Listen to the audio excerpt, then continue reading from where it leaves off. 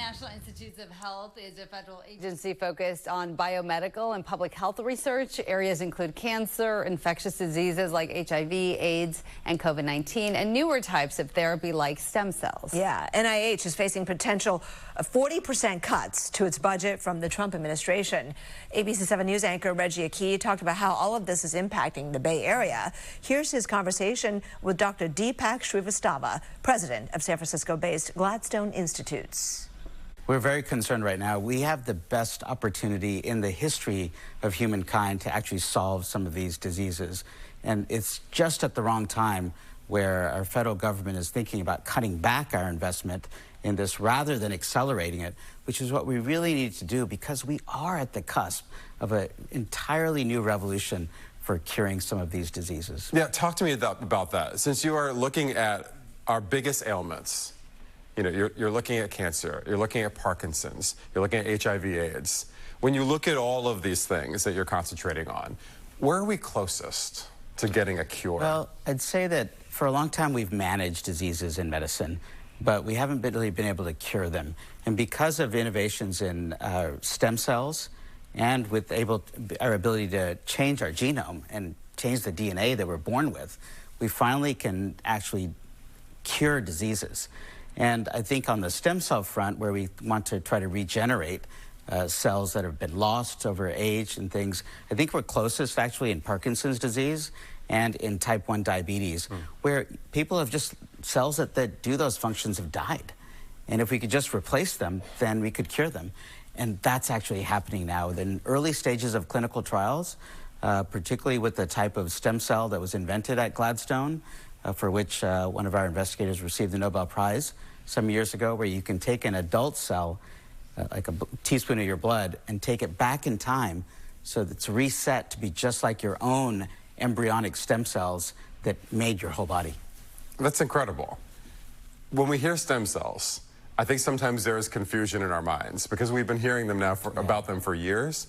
And sometimes we hear about them and it's not the most scientifically sussed out situation. So can you kind of make that distinction for us? Yeah, there's a lot of confusion about stem cells. You hear about stem cells that you can go to any clinic in the world and they'll cure every disease under the sun that you might be ailing with. But in reality, the stem cell has only two properties. One, it can make more of itself indefinitely forever, so it can keep dividing. And the second is a true stem cell can turn into any stem cell type in our whole body. And those are the embryonic stem cells.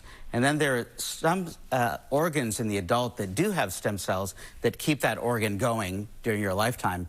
And those are adult stem cells, but they only have the ability to turn into that cells of that organ, like in our bone marrow. Bone marrow stem cell transplants have been done for decades, but they can only make blood cells. And so those are the two broad kinds of stem cells that are available out there right now. Getting back to the money issue, what happens if you end up losing a lot of funding from the NIH due to the Trump administration's decisions about budget? How do you go forward as an organization? Yeah, it's an existential question. And honestly, I worry about our organization, but I worry more about all the patients that are dying. There are people dying every day from these conditions. And when we have the opportunity to actually cure those, it's just the wrong thing to do to cut back and not keep accelerating. So that's what worries me the most. With our institution, it would mean severe cutbacks.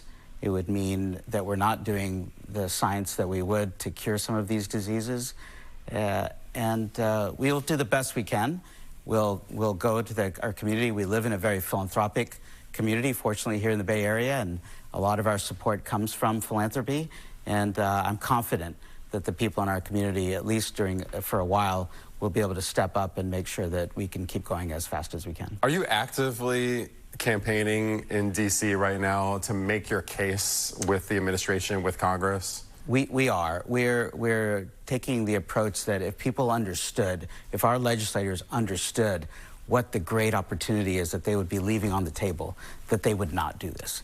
And so we're very actively as a community, and me, myself, are going to Congress, speaking with our legislators, and trying to make the case.